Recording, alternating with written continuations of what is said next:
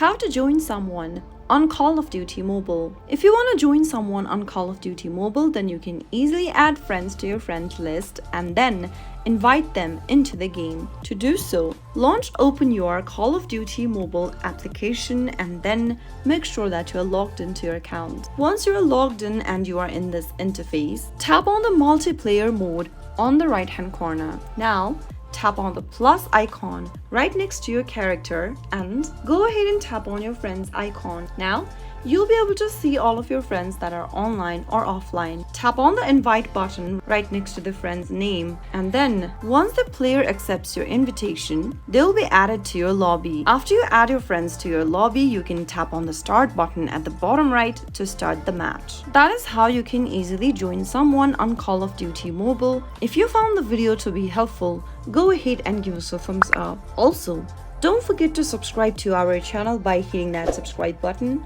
Press the notification bell icon so that you'll never miss another upcoming upload from us. I'll be back with more of these quick videos like this. Thank you for watching.